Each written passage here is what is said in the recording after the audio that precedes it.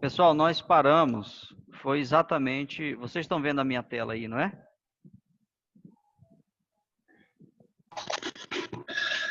Estamos. Ok. Então, nós paramos falando sobre as tradições cristãs primitivas, né?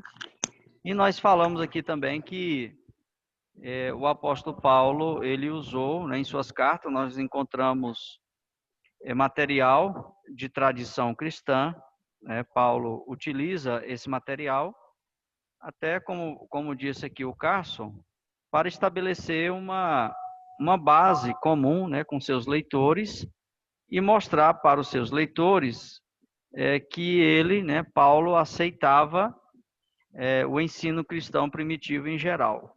Então, Paulo não descartava o ensino cristão. Paulo, ele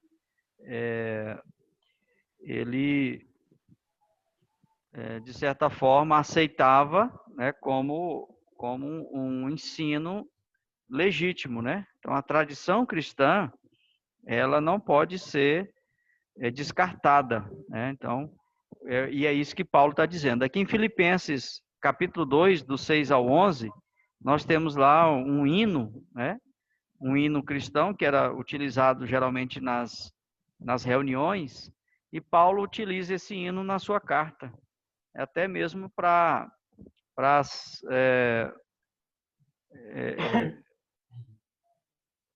ser aceitável aos cristãos, né? Para se relacionar mais de perto com os seus leitores, certo? Outro aspecto para a gente entender o pensamento de Paulo é sobre o Jesus terreno, né? A pessoa de Jesus quando esteve ensinando. O próprio apóstolo Paulo vai dizer que ele não teve contato físico com Jesus, né? Quando Jesus esteve aqui em Jerusalém, né? Ensinando ali em Israel, Jesus esteve ensinando, guiando os seus discípulos. O apóstolo Paulo não teve contato com ele físico. Então tem uma pergunta aqui interessante: até que ponto o Jesus terreno constituiu uma fonte para o ensino de Paulo? É uma pergunta. Geralmente, quem trabalha muito nessa questão da dúvida com relação aos ensinos de Jesus, o seu evangelho, é o pessoal da teologia liberal. Então, essa pergunta ela tem muita característica liberal, mas o Carson vai dizer que os aspectos essenciais da teologia paulina são compatíveis com os ensinos de Jesus e talvez sejam dependentes deles. Os ensinos de primeira carta à igreja de Tessalônica e segunda carta de Tessalônica, onde o apóstolo Paulo vai falar exatamente sobre aspectos escatológicos, o Carson vai dizer que esses ensinos de Paulo dependem do sermão profético de Marcos 13. E também vai dar o exemplo aqui do ensino ético de Romanos capítulo 12, que também é um ensino que Paulo vai trazer sobre a questão ética, sobre a questão do dia a dia do cristão, e que está baseado nos ensinos de Cristo, né? Está baseado nos ensinos de Cristo. Sim. Alguém quer falar?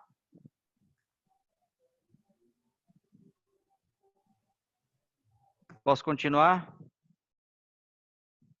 Tranquilo? Beleza. Então vamos lá. Então nós estamos falando até que ponto o ensino de Jesus ele influenciou, né? Os sermões de Cristo influenciou no ensino de Paulo. Então o Carson vai dizer que influenciou sim, né? E que muitos ensinos de Paulo são dependentes dos ensinos de Cristo. Outro ponto interessante e intrigante é a questão do Antigo Testamento, né, nas cartas paulinas. Então, o que vocês acham? Vocês acham que o apóstolo Paulo usou muito o Antigo Testamento nas suas cartas? E de que forma o apóstolo Paulo usou o Antigo Testamento em suas cartas? Como que vocês enxergam essa questão? Alguém quer colaborar? ouvindo? Sim, quem é? É o? Renan, O Renan. Pois não. conforme a pergunta aí que você fez, Ah, eu assimilo muito a questão da lei e da graça. Paulo ele vem enfatizar muito essa questão da lei, inclusive carta aos Gálatas, no capítulo 5, sim, Paulo vem trazer uma exortação para o povo ali a sim, respeito da graça e da lei, dizendo para eles que, porque o povo estava querendo voltar, né, a lei novamente, e Paulo vem dizer para eles que eles já foram livres e libertos por Cristo Jesus. Então, essa certo. questão da graça, ele aborda com muita eficácia, né? Acho que já é proposital, né? Para o povo Aham. entender que eles não vivem mais na lei, mas agora eles vivem na graça que Cristo pregou. Isso. Interessante, Renan, é que ninguém melhor do que Paulo para falar da lei, porque ele mesmo confessou em uma de suas cartas, como nós já vimos aqui anteriormente, que ele foi zeloso da lei, ele estudou a lei, foi instruído aos pés de Gamaliel, que é um grande rabino da sua época. Então, Paulo, ele traz uma reinterpretação do Antigo Testamento é, sob as lentes de Cristo. Então, o que é que Paulo faz? Paulo, ele usa do conhecimento que ele tem do Antigo Testamento, ele traz essa reinterpretação, né, baseado em Cristo, né? Paulo agora coloca as lentes de Cristo para interpretar o Antigo Testamento como o cumprimento das profecias na pessoa de Jesus. Então, ninguém melhor do que Paulo, eu repito, para fazer essa transição, digamos assim, da lei para a graça, porque Paulo tinha um profundo conhecimento do Antigo Testamento, né? Então, essa é um ponto que a gente tem que esclarecer. Paulo faz essa transição do Antigo Testamento ou do Primeiro Testamento para o Segundo Testamento ou o Novo Testamento, que é a graça. Então, ele faz essa transição. Então, ele usa o Antigo Testamento com essa intenção. Agora, Professor, sim, eu vejo que Paulo, ninguém tinha essa competência entre os apóstolos para fazer essa organização da teologia, porque ele, como profundo conhecedor da lei, ele não despreza a lei hora nenhuma. A gente pode notar isso na carta de Romanos, ele não despreza a lei hora nenhuma, sim. e ele mostra o valor da lei, mas ele mostra que agora a graça é superior à lei. E ele organiza toda uma teologia para a gente caminhar sobre ela. Exatamente. Então, igual o Salomão está trazendo essa contribuição, então nós somos aqui agora desafiados a fazer uma teologia em cima da teologia de Paulo, né, sobre Antigo e Novo Testamento. Como que Paulo enxergou o Antigo Testamento, fez a sua teologia e agora traz isso para nós. Então, aí a pergunta é: seríamos capazes de fazer uma teologia como o apóstolo Paulo fez, baseada no Antigo Testamento? É uma pergunta. Seríamos capazes de fazer uma teologia usando as lentes agora do Novo Testamento, usando a revelação do Novo Testamento e fazer uma teologia, como o apóstolo Paulo fez? E outra coisa interessante, Salomão, é que Paulo não tinha todo o arcabouço que hoje nós temos em relação à teologia cristã. Paulo estava, de certa forma, trabalhando na estruturação da teologia cristã. Ele estava estruturando, estava criando as bases, né? Por isso que ele usa muito o Antigo Testamento como base para o estabelecimento da sua teologia. E hoje, então, se nós fôssemos fazer uma teologia, hoje nós teríamos muito mais argumentos, muito mais material, muito mais base para o estabelecimento dessa teologia. Então, só para você perceber como que o apóstolo Paulo usa, né, todo o seu conhecimento e toda a sua limitação para estabelecer essa teologia que até hoje e vai permanecer para sempre, ela tem sido uma teologia que todo mundo bebe dela, todo mundo aprende dela, estuda, e então é interessante a gente perceber isso. Porventura nós seríamos capazes de estabelecer uma teologia também como o apóstolo Paulo fez? Qual é a compreensão que nós temos do Antigo Testamento para fazer a nossa teologia? E essa teologia seria cristã? Nós teríamos a capacidade, aí alguém pode argumentar e com razão, né? Teríamos a capacidade de fazer essa teologia? Aí alguém argumentaria, mas o apóstolo Paulo foi inspirado pelo Espírito Santo. O apóstolo Paulo foi inspirado pelo Espírito Santo. O apóstolo Paulo estava produzindo escritura. Certo, a resposta está certa. Paulo estava produzindo escritura. Mas ele usou o conhecimento que ele tinha do Antigo Testamento para produzir escritura. O apóstolo Pedro também conhecia do Antigo Testamento, mas o apóstolo Pedro não tinha estrutura literária, formativa, que o apóstolo Paulo tinha.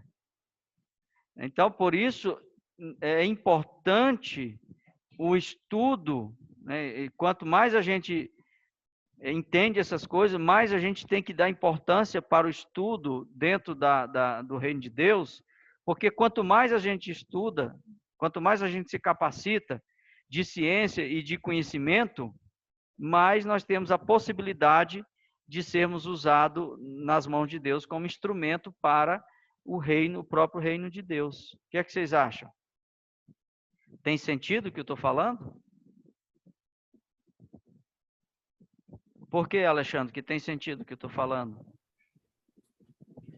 Por que você acha que tem sentido? Eu ia fazer a mesma argumentação que o senhor falou que alguém poderia fazer, porque Paulo foi inspirado pelo Espírito Santo. Mas justamente como o senhor falou, ele pegou um material, o mesmo material, o material que a gente, que ele não tinha na época, estruturou o conhecimento básico que ele tinha do básico não, né? Conhecimento que ele tinha do Antigo Testamento e formulou essa teologia do Novo Testamento que a gente hoje utiliza. Exatamente. Exatamente. E pelo que eu consigo entender que o senhor está falando, que é uma missão nossa construir teologia em cima de tudo que a gente tem a mais do que ele tinha naquela época, construir a teologia saudável em cima daquilo que a gente tem hoje. Exatamente, Alexandre. Só dentro dessa discussão ainda, e quem quiser participar, fica à vontade, os demais colegas, dentro dessa discussão, a gente entende que hoje nós temos muito mais ferramentas, eu estou falando de ferramentas, eu não estou falando de conteúdo, mas nós temos muito mais ferramentas para trabalhar, para desenvolver um conteúdo, e que esse conteúdo seja um conteúdo intenso, que seja um conteúdo forte, digamos assim, sobre o cristianismo, sobre as doutrinas básicas do cristianismo. Porque hoje nós temos muitas ferramentas para isso. Hoje nós já temos um cristianismo que foi desenvolvido. Nós temos 2000 anos de história de igreja cristã. Então nós temos muito material, muita história que precisa ser resgatada, muita história que precisa ser recontada, história que estão aí guardadas nas prateleiras, guardadas nas bibliotecas, e que hoje a gente percebe que o mundo cristão está como se fosse hipnotizado com a tecnologia, hipnotizado com o entretenimento, e esquecendo a sua história, esquecendo a sua base, esquecendo a sua identidade. Então, nós temos muita coisa para ver. Nós mesmos, eu falo de mim. Eu me considero aí um analfabeto diante desses homens de peso que tivemos aí no passado. E aí a questão é, nós também temos o Espírito Santo. A igreja tem o Espírito Santo. Não temos como duvidar disso. Eu não estou falando aqui de pentecostais, eu estou falando de igreja, presença do Espírito Santo prometida por Jesus para a igreja, o Paráclito, o outro Consolador. Professor, Sim, Salomão. eu concordo com o senhor que nós temos 2000 anos de história, temos 2000 anos de produção de material, pesquisas, mas nós temos 2000 anos de controvérsias também. Cada um querendo colocar o seu ponto de vista, e isso empobrece muito. Porque, por exemplo, Paulo escreveu tudo isso, mas segundo aquilo que Jesus deu a ele, que ele diz que ele teve essa comunhão, essa intimidade com Deus, e segundo o que ele conhecia do Antigo Testamento. Ele não teve as controvérsias que nós temos hoje. Cada um quer escrever segundo o seu ponto de vista, o que ele acha, o que ele pensa, e essa discussão, infelizmente, ela empobrece o cristianismo. Você tem razão, Salomão. Infelizmente, ela empobrece, mas nós temos um cano fechado, nós temos uma escritura que já está completa, digamos assim, uma revelação escrita completa, e que nós podemos, assim, de forma honesta, nos voltar para essa revelação e tendo agora muita ferramenta ao nosso dispor para fazer isso. Isso é um desafio. É um desafio. O professor Reginaldo, ele sempre fala uma coisa. A gente não pode ir... porque hoje tem uma tendência de estabelecer dois caminhos. Dois caminhos. Eu estou falando aqui, pelo menos, de uma teologia brasileira. Nós temos dois caminhos extremos. Nós temos o arminianismo e nós temos o calvinismo. Dois caminhos. O Salomão falou de controvérsia, então vou apresentar esses dois caminhos controversos. O professor Reginaldo costuma dizer o seguinte: gente, nós não podemos nos pender. Estou falando pender no sentido de pender para um lado ou pender para o outro. Nós não podemos pender nem para um lado nem para o outro. Nós temos que fazer. Nós não somos nem arminianos nem calvinistas, nós somos bíblicos. Então, nós temos que enfrentar esse desafio de apresentar uma teologia bíblica. Eu não estou falando que o calvinismo não é bíblico, que o arminianismo não é bíblico, mas existe muito mais uma defesa de ponto de vista de interpretações do que de um ponto de vista bíblico. Então, o nosso desafio hoje é trazer uma teologia equilibrada, nem A e nem B, mas uma teologia equilibrada, uma teologia bíblica, que venha aí abarcar os dois lados, né, e trazer um equilíbrio, né? Então, temos que ter essa teologia, certo? Vamos continuar, que eu ainda tenho mais um material aqui para a gente passar. Então, o apóstolo Paulo, ele usa o Antigo Testamento, né, de forma intensa. Ele faz mais de 90 citações em suas cartas. E nós percebemos que o Antigo Testamento moldou o mundo conceitual de Paulo, e sua interpretação dele aconteceu num contexto específico, pois ele leu das lentes do cumprimento em Jesus, da lei e dos profetas. Ou seja, quando o apóstolo Paulo reinterpretou o Antigo Testamento, ele agora o fez com as lentes do cumprimento das profecias, do cumprimento da lei e dos profetas. Então, o apóstolo Paulo, ele foi, de certa forma, privilegiado, porque ele estava exatamente, ele estava no lugar certo e na hora certa.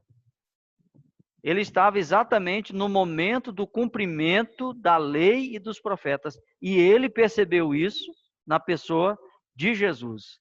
Ele, é claro que ele percebe isso depois da conversão, depois que ele passa pela experiência da conversão, ele percebe isso, esse momento histórico, né, do cumprimento da lei e dos profetas na pessoa de Jesus. Então, Paulo teve uma compreensão espetacular do Antigo Testamento, que agora molda todo o seu pensamento, toda a sua teologia, porque agora ele está no meio do cumprimento da lei e dos profetas na pessoa de Jesus. Aqui, essa imagem aqui é o mundo grego antigo, né, as ruínas da Grécia antiga. Por quê? Porque o mundo grego, ele influenciou, né, influenciou também a teologia de Paulo. Por quê? Porque na época de Paulo, a teologia, o mundo grego, né, estava, a cultura, a língua, estava em pleno vigor, em pleno vigor. Então, no início do século XX, aqui é só uma curiosidade, a Escola da História das Religiões afirmou que Paulo recorria às religiões de mistério, bastante populares em sua época, para basear seu evangelho, e que ele havia transformado drasticamente a mensagem de Jesus, que era simples e de ênfase ética, numa religião especulativa e mística.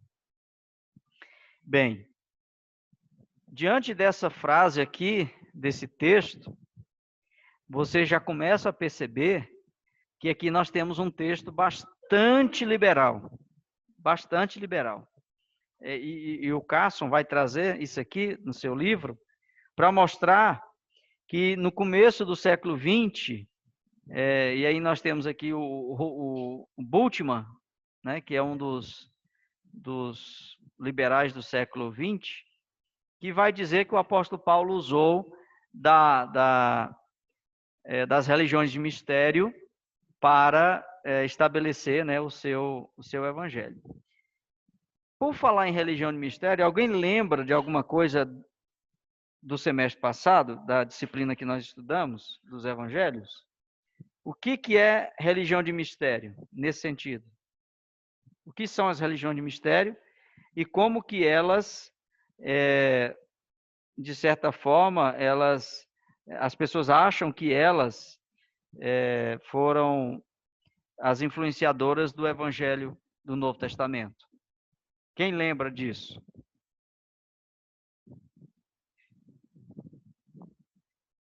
Vocês estão me ouvindo? Salomão lembra, professor. Ele lembra? Então, Salomão, vai lá. Não. Eu lembro de nós estudar o gnosticismo, aquelas coisas todas lá. Mas, assim, esse nome não me é estranho, mas eu tenho que refrescar a memória. Religiões de mistério. Não lembro, não. Quem falou delas para nós foi o Gundry. O Gundry falou delas. E é o seguinte, as religiões de mistério, elas foram contemporâneas dos discípulos primitivos. Eram religiões praticadas em Roma, né, na Síria, e essas religiões de mistério, elas tinham aspectos semelhantes ao cristianismo. Nelas tinha um Deus que tinha perdido um filho, que o seu filho tinha morrido, e que o filho desse Deus ressuscitou. Então, e que as pessoas prestavam culto ao filho desse Deus, prestavam culto, sacrifícios, uma certa coisa. Então, os críticos da forma, literários, os críticos vão dizer que essas religiões de mistério acabaram influenciando o cristianismo, que o cristianismo tem muito aspecto dessa religião de mistério e que o cristianismo é uma cópia dessas religiões. É claro que essa crítica ela não se sustenta, ela não se firma, porque foi provado que esses aspectos não são idênticos na sua forma ao cristianismo, né? Não são idênticos. Quando nós estudamos na época, o Gandhi vai mostrar os pontos que essa crítica não se sustenta. Então, voltando agora para o apóstolo Paulo, os críticos vão dizer também, né, vamos voltar aqui, os críticos vão dizer também que o apóstolo Paulo vai usar, que o seu evangelho é uma cópia dessas religiões de mistério, que são religiões gregas, romanas, e que eram praticadas na época da igreja primitiva. Então, ele vai dizer que o argumento mais plausível, ao invés dessa crítica de que Paulo usou as religiões de mistério, é que Paulo se utiliza da linguagem da cultura grega para expressar a importância de Cristo, e isso se deu pelo fato de ter conhecido bem o mundo grego. Então, pessoal, é o seguinte, é muito simples, é só a gente lembrar como que o apóstolo Paulo abordou os filósofos, os gregos lá em Atenas. Quando você lê lá Atos dos Apóstolos, capítulo 17, você vai ver o discurso de Paulo em Atenas. Paulo traz um discurso, Paulo fala na linguagem grega, é o que o Carson está dizendo aqui, ele usa a linguagem grega, ele estudou a cultura grega. O apóstolo Paulo fala sobre os filósofos gregos, né? Paulo fala sobre os poetas gregos, né? Paulo cita poesias dos poetas gregos. Então, esse conhecimento que o apóstolo Paulo traz não é, de forma nenhuma, uma adaptação de religião de mistério. Pelo contrário, Paulo está utilizando dessa linguagem, utilizando desse conhecimento que ele tem do mundo grego. Paulo falava o grego, exatamente para apresentar a Cristo, né? Apresentar Jesus a esse mundo, apresentar Jesus aos gregos. A igreja de Corinto era uma igreja grega, né? Então, Paulo apresenta Jesus a esse mundo grego que ele conhecia muito bem, né? Outro ponto interessante aqui, né? Vamos caminhando aqui para o final. Outro ponto interessante era o judaísmo, né?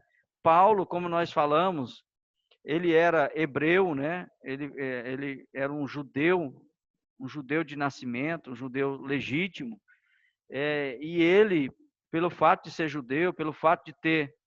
Pessoal, tenho mais 10 minutinhos aqui, vou acelerar.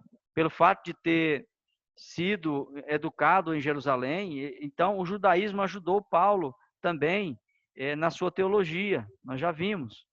Contudo, a própria declaração de Paulo de que era hebreu de hebreu e um fariseu é fator decisivo nessa questão da sua teologia. E agora as cartas de Paulo, né? Que nós vamos estudar na próxima aula, exatamente agora sobre as cartas. As cartas de Paulo e as cartas neotestamentárias em geral. Temos duas perguntas. Elas são cartas ou epístolas? Existe diferença de carta para epístola? Foi trazida aí uma discussão da aula passada, se existia essa diferença. Segunda pergunta, por que os autores do Novo Testamento escolheram essa forma de comunicação? Para início de conversa, as cartas não eram um método típico de instrução religiosa entre os judeus. Então, as cartas não eram muito usadas, apesar de que usaram cartas, sim. Os judeus usaram cartas. No Antigo Testamento nós temos cartas, mas não era algo comum, não era algo usual. Então, a primeira resposta, por que se utilizava cartas, é que o movimento cristão primitivo, com crescimento rápido e seus missionários itinerantes, exigiam um meio de comunicação à distância. Então, eles usavam as cartas, que era um meio deles se comunicarem de forma à distância. Em segundo lugar, as cartas transmitiam a sensação de proximidade pessoal que elas davam, né? Na época de Paulo, as pessoas consideravam as cartas como um meio de, mesmo distante, fazerem-se presentes, né? Isso é interessante. As cartas do Novo Testamento e o contexto grego-romano. O uso de cartas no Oriente Médio não era desconhecido, né? Nós temos aqui alguns textos que mostram essas cartas. Mas foi no mundo grego-romano que as cartas se firmaram como um método popular de comunicação. E quais eram as características das cartas greco-romanas? Elas eram compostas de algumas características. E eu coloquei aqui algumas assim meio embaralhadas. E nós somos capazes de colocar uma sequência aqui? Quem arrisca? O que vem primeiro aqui e o que vem depois dessas características? Primeiro vem a saudação ou o endereço? Primeiro vem a saudação, depois o endereço, depois o corpo e a conclusão. E o endereço? Depois depois da saudação. De onde? Depois da saudação. Pois é. E agora? É ou não é? O que vocês acham? Professor, eu acredito que seria ação, endereço, corpo e conclusão. Certo. O Carson vai dizer o seguinte: a carta greco-romana típica era constituída de endereço e saudação, corpo e conclusão. Então, nós temos o endereço, a saudação, endereço, saudação, corpo e conclusão. Então, é nessa sequência, tá? O Carson vai dizer lá. Os tipos de carta variam de acordo com o propósito para a qual era escrita, né? Então, nós tínhamos cartas consideradas como se fossem documentos, né? E cartas particulares, que eram cartas menores. E ele vai falar, as cartas do Novo Testamento destacam-se por serem bem mais longas do que seus modelos seculares contemporâneos. Uma coisa interessante aqui é que as cartas do Novo Testamento, elas eram mais extensas, né? Algumas eram mais extensas do que as cartas seculares. Por exemplo, Cícero, Sêneca escreveram cartas, e aqui está o tamanho da carta, é chamado de comprimento das cartas, né? Quantas palavras tinham nessas cartas. E percebemos que o apóstolo Paulo escreveu suas cartas e a maior delas, que é Romanos, ela tem 7.114 palavras. Então, o apóstolo Paulo escreveu as cartas do Novo Testamento muito mais compridas, né, no sentido de tamanho, do que as cartas seculares. E agora, carta ou epístola? O Aelson trouxe aí uma discussão na aula passada. Cartas ou epístolas? Vamos lá. O início da classificação de cartas antigas foi a famosa distinção que Adolfo Deisman fez entre epístolas, que eram peças literárias de literatura pública cuidadosamente redigida, e cartas, que eram comunicação particulares redigidas sem maior preocupação. Só que o Carson vai dizer, a distinção de Deisman era artificial e hoje em dia geralmente se aceita que não se pode estabelecer distinção tão rígidas entre cartas particulares e cartas públicas. Então, pessoal, hoje em dia não há distinção, viu, Aelson, entre cartas e epístolas, embora esse Adolfo... Conclusão, é a mesma coisa. É a mesma coisa, não tem distinção entre carta pública e carta particular. É a mesma coisa. Professor? Sim. Desculpe eu atrapalhar, mas eu não estive na aula passada e eu quero perguntar para o senhor. Nós vamos ver todas as cartas paulinas ou todas as cartas do Novo Testamento? Paulinas. Paulinas. Mesmo as pastorais, não vai separar as pastorais, não? Nós vamos separar dentro aqui do nosso estudo, dentro da nossa disciplina. Vamos trabalhar por módulos, né? Vamos trabalhar por módulos, aí teremos um módulo das cartas pastorais, um módulo das cartas da prisão, né? Temos cartas da prisão, cartas pastorais e outras cartas, né? Cartas mais importantes, como a carta aos Romanos, né? E assim sucessivamente. Certo? Então, pessoal, eu espero, a gente está terminando, eu tenho 3 minutinhos aqui para encerrar. Eu espero que vocês tenham aí gostado da aula, que vocês tenham tido proveito. Como eu disse, eu vou colocar lá na plataforma o nosso exercício, né, sobre a aula de hoje, Eu vou colocar agora à noite, eu vou digitar lá as perguntas, tudo direitinho, vocês vão entrar, vocês vão responder, e essas aulas, né, essas atividades valem pontos, e elas somam para a nossa N1. Nós teremos também, nós vamos estabelecer aqui os trabalhos que nós vamos fazer. Nós teremos aí 4 seminários, porque nós temos 4 módulos, e vamos dividir esses módulos em seminários também, para todo mundo participar. Mas na nossa próxima aula a gente faz isso, tá? O tempo já está esgotando, não vai ter como a gente continuar mais, já são 20 minutos para as 22. Nossa aula hoje foi um pouquinho extensa, mas eu creio que foi proveitosa. Deu para a gente ver bastante conteúdo aí sobre a pessoa de Paulo e um pouquinho sobre as suas cartas, né? O Aurélio já está tomando um cafezinho aí para tirar o sono, né, Aurélio? Vai dar uma lidazinha no material. Outra coisa, pessoal, é o seguinte, o material são os mesmos. O Kaique colocou lá no grupo o material em PDF, tá? Vocês vão localizar as páginas das cartas paulinas. A aula de hoje foi baseada em Carson, né? Todo mundo tem esse material aí, né? Tá lá no PDF.